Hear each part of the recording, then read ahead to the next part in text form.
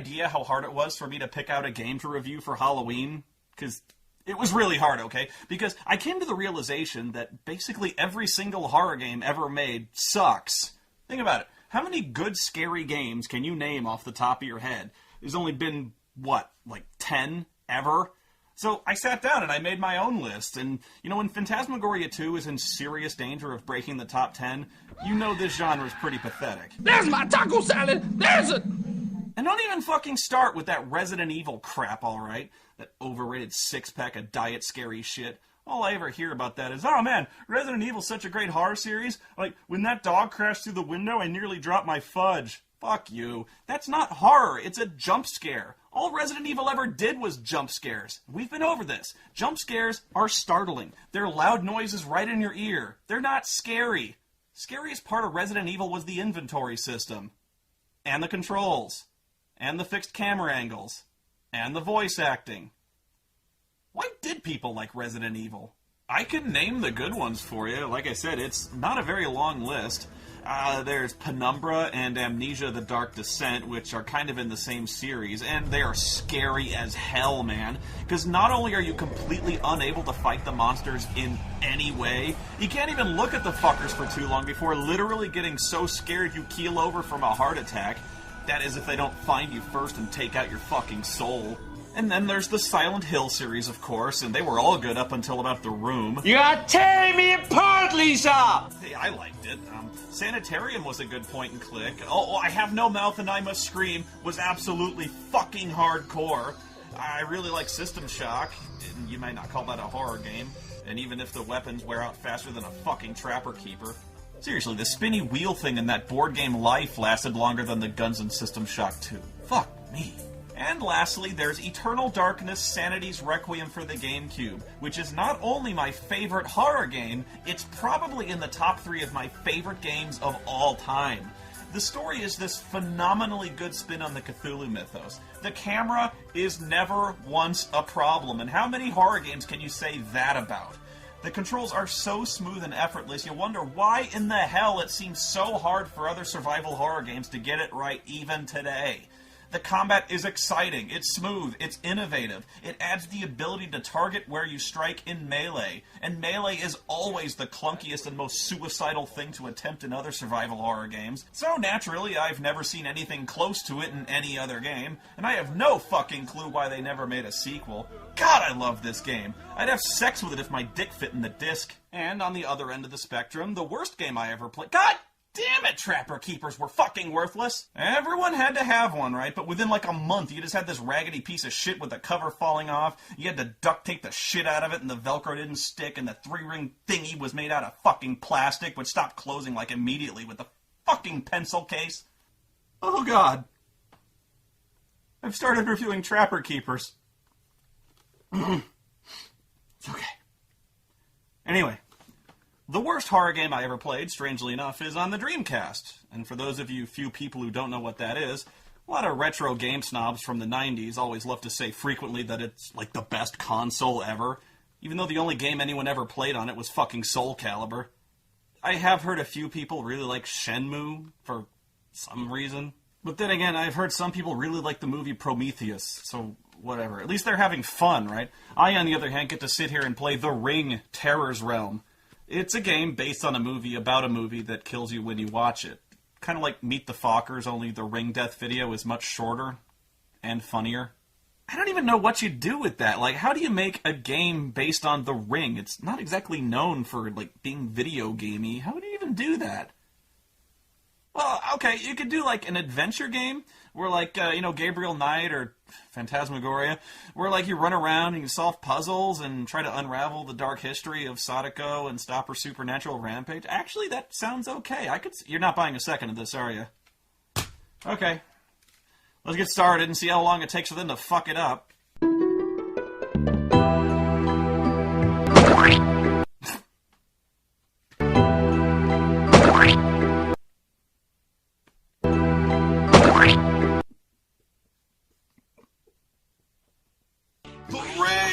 Terror's Realm! 0 seconds! This game sucks in 0 seconds! From the instant you push the start button. That's impossible. That's just fucking impossible. That's gotta be a record. I don't think I've ever seen total immediate game suckage before. How do you fuck up the title screen? What were they even going for with that ridiculous goddamn sound effect? Like, was it supposed to be gory or bloody or so? Because the movies aren't even known for being gory or... Really? They went with this. That was the best sound effect they could come up with. The sound of someone stepping on a mustard bottle. Okay, maybe I'm being a little unfair to this. Let's compare it to the movie or something, shall we? I'll let you pick. Better one?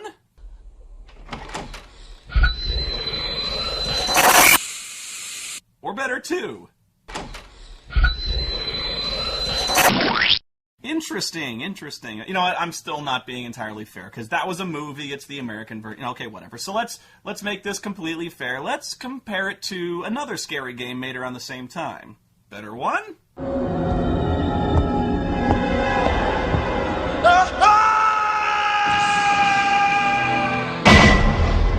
Resident Evil. Or better two?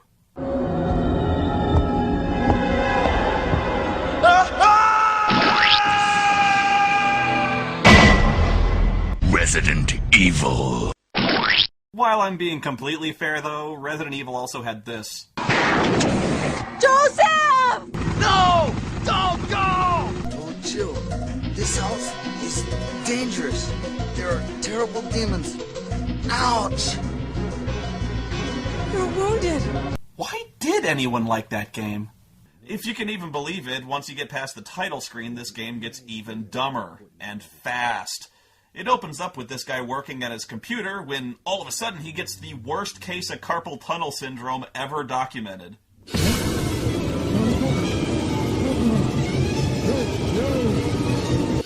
It got into my hand and it went bad, so I lopped it off at the wrist. Let this be a warning to you folks. This is what happens when you jerk off to internet porn too much. Terminal wanker's cramp.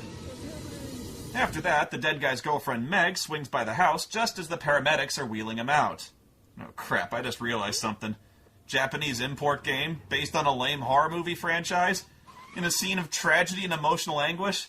Oh man, prepare for some of the worst voice acting you ever heard in your life. Robert?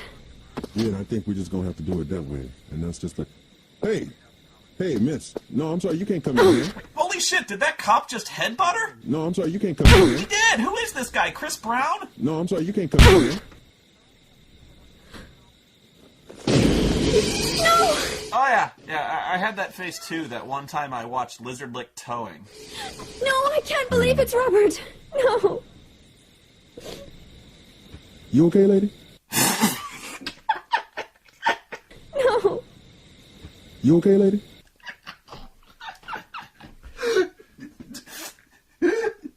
You okay, lady? You okay, lady? Oh, I can loop that for days. Guys, you gotta make this a thing. Seriously, make this a thing. Like, do this. I'll give you a free one.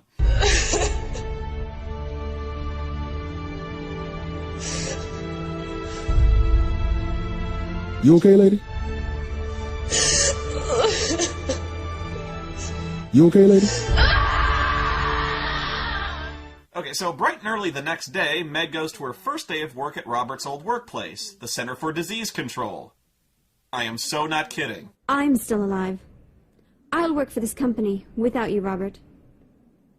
I shouldn't mourn your death forever.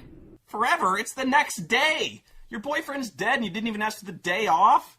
If I dropped an ice cream sandwich, I'd mourn it for longer than that. Right.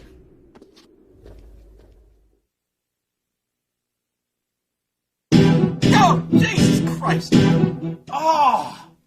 Yeah, this music just fucking punches you right in the head out of nowhere, and it's about 10 times as loud as the dialogue. You better get used to it, too, because this music is just gonna throw you in the corner and beat you on a constant loop through the entire first half of the game.